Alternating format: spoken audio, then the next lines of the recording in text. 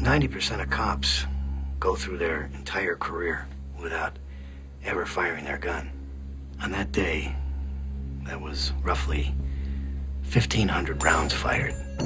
We were armed with pistols. These guys were slinging automatic machine guns. An AK-47 machine gun is a weapon that was designed for war.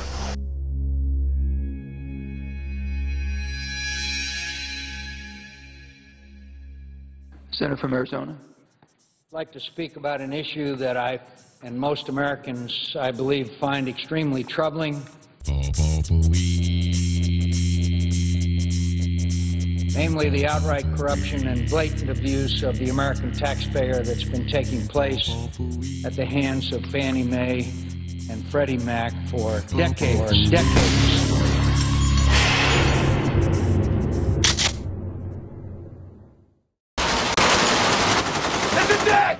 Shut up! Don't look at my face! What's taking so damn long?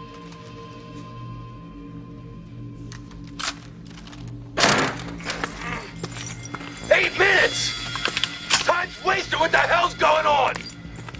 We're burning time. What are you doing? Piece of shit says can't open them. Open it, bitch! Since they were placed in conservatorship in 2008, the two government-sponsored enterprises have soaked the American taxpayer for nearly $170 billion in bailouts.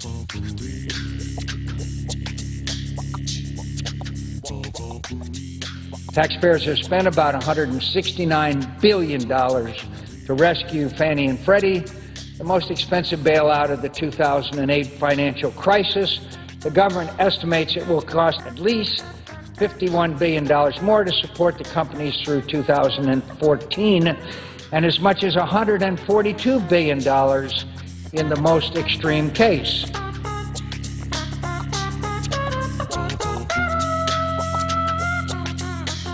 I give you our Attorney General, Kamala Harris. We have won a California commitment, and it will provide California with $18 billion. That's 900% more than the crumbs they were putting on the table when we first entered the door.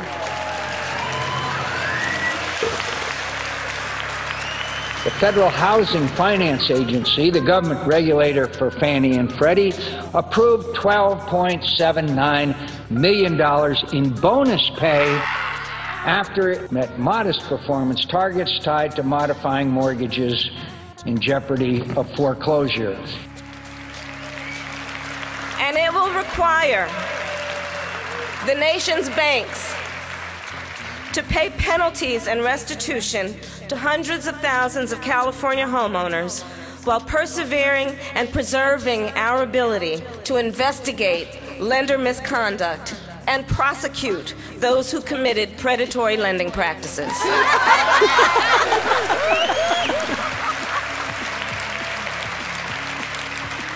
And with this resolution now in place, we are doubling down on those prosecutions. You know I'm a career prosecutor. I'm immediately expanding our mortgage fraud strike force and will continue to aggressively investigate and prosecute violations of the law. And stay tuned, folks, because it doesn't end there. We're just now starting to lace them up. One of the great scams in American history is going on, and the people responsible for it have never been held responsible. Why is it that half the homes in Arizona are still underwater, worth less than their mortgage is, while the financial institutions on Wall Street have doing just fine with record profits, and Fannie and Freddie continue to act as if they did nothing wrong?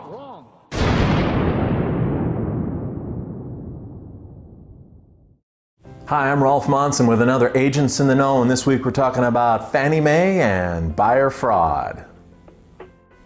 Fannie Mae is finding that there are more and more purchases of primary residences that are in fact not. They're turning out to be either second homes or, more often than not, investment properties. Fannie Mae's changed the guidelines in the last year or so, making it harder for people to do that. So what they're finding today is the greater threat is from those people buying the home and never moving into it in the first place. It's important that the buyers know the rules. At close of escrow, they're going to sign a deed of trust that has two conditions attached to it. The first is that they're going to move into the property within 60 days of close of escrow. And the second condition is that they stay in the property for 1 year. So what lenders are starting to do is hire an independent third party to go out to the property within 60 days and knock on the door and see who's living there. If they find out that the property is in fact a second home or investment property, the buyer will be in default and the lender can call the loan due and payable. It's worth mentioning at this point, buyers will try and demonstrate that their real estate agent and/or loan officer had knowledge prior to close of escrow that the buyer was going to commit fraud. And in fact, the advice on how to get around these rules often comes from the real estate agent or loan officer. And if that turns out to be the case, Fannie Mae is going to pursue fraud charges against those that are complicit. There's no reason to try and get around the rules. And in today's market, rates and products are so attractive for second homes and investment properties. So have your buyers give me a call. My team and I would be more than happy to sit down with them and review the different programs and strategies that are going to fit their needs the best. Thanks for watching and have a good day.